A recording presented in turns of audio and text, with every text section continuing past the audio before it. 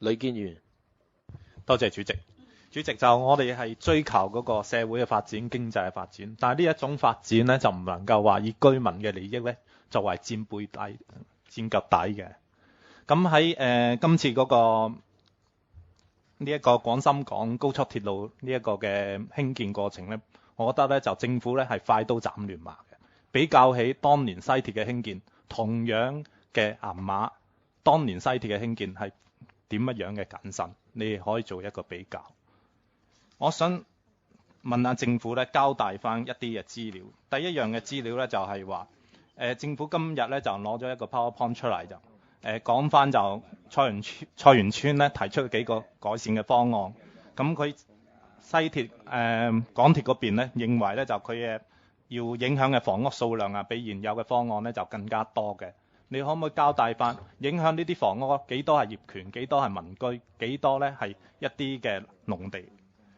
另外咧就話嗰個途程增長咧，嗰個係有冇一啲嘅具體嘅數字？第二咧就你已經係做咗一啲嘅即係社區嘅調查，喺受影響嘅現有嘅呢一啲住戶入邊，有幾多人係符合資格可以上樓？幾多人係攞到嗰個特惠嘅津貼咧？第三咧就你文件入邊講到呢一個其實亦都係更加多人關注嘅一樣嘢，就係高鐵嗰個隧道咧會唔會影響以後嗰個日常活動同埋農業用途嘅？咁港鐵嘅文件入邊都只能夠好含糊咁講，就應該不會啦。咁即係話有可能會啦。喺呢一種情況底下，你係有啲咩嘅改善方法或者係處理嘅模式呢？另一方面咧，我就想講翻即係菜園村嗰個賠償嘅問題。既然你今次廣深港高鐵希望係大家議會一致支持特事特辦嘅話，同樣對於菜園村嘅情況，能唔能夠特事特辦呢？喺西鐵嘅嗰個興建過程入邊，有幾個嘅情況咧係特事特辦，譬如話荃灣嘅華基工業大廈啦，已經係超越咗當年嗰個賠償政策，作出一啲特惠嘅特別優惠嘅一啲嘅賠償津貼等等。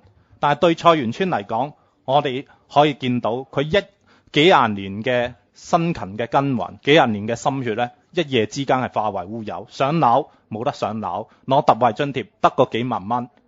即使上咗樓嘅話，有得上樓嘅話，離開咗自己熟悉嘅生活環境，你叫佢哋繼續點樣維持翻以後嗰種嘅生活嘅質素呢？所以我希望咧就政府就住嗰個賠償，既然你係特事特辦，你追求效率嘅話，呢一種效率同樣要顯示就係喺嗰個居民嘅賠償方面。多謝主席。好，唔該晒。咁咧就